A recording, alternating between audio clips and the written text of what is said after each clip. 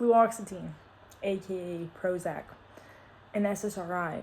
That means selective serotonin reuptake inhibitor. And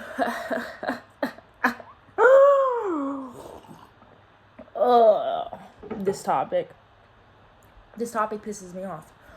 So I was put on this drug when I was 11 years old. I was in the 6th grade, and my OCD was pretty bad in 6th grade.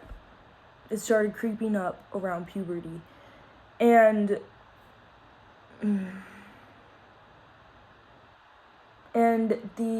I got depressed. I think a lot of my depression had to do with the OCD and the guilt I felt surrounding the OCD.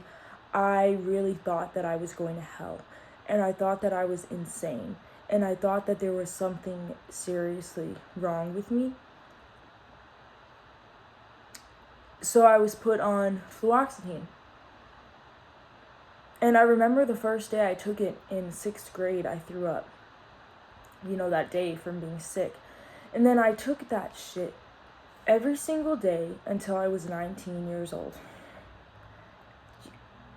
I don't think many people know this, but fluoxetine has been used as a sexual inhibitor for sex offenders.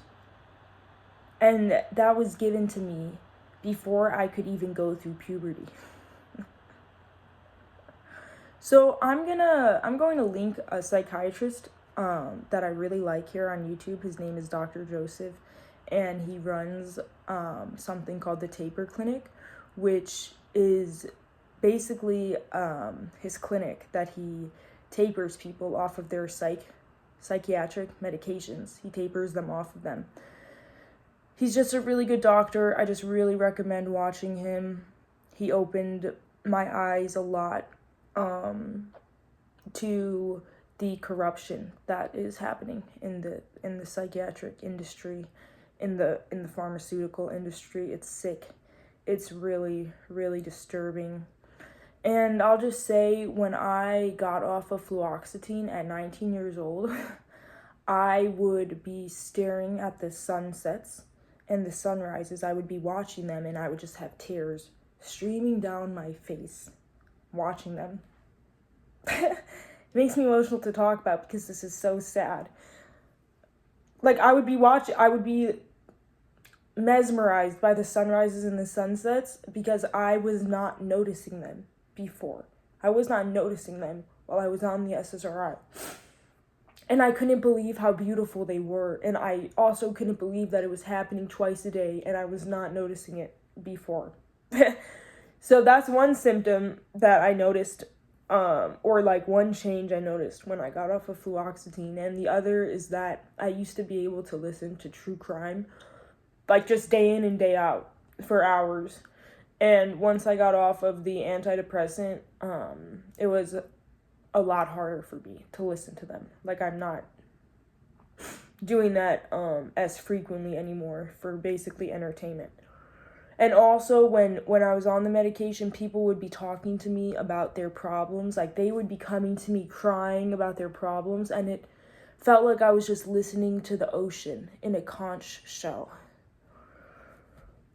So I'm going to tag Dr. Joseph in this video, and I'm also going to mention that the entire basis and premise for even taking most psychiatric medications like antidepressants is completely false and wrong and built on this faulty science. The chemical imbalance theory is just wrong. It's not proven, and it was promoted as a marketing campaign by the antidepressant industry in the 80s and the 90s.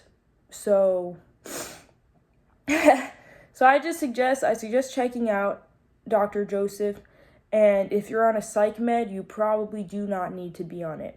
Unless you have some type of high-level schizophrenia, you probably do not need a psych med. You probably don't need your antidepressant.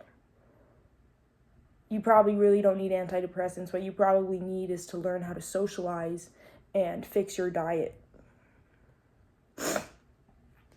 I eat very high protein, like basically carnivore, and that has helped diminish my anxiety so much, more than any antidepressant ever could have helped me. Actually giving my brain the nutrients it needs instead of malnourishing it has really helped my mental health. So this is just sort of an intro video for this channel about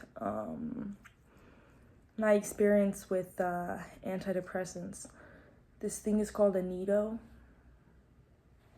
I love it.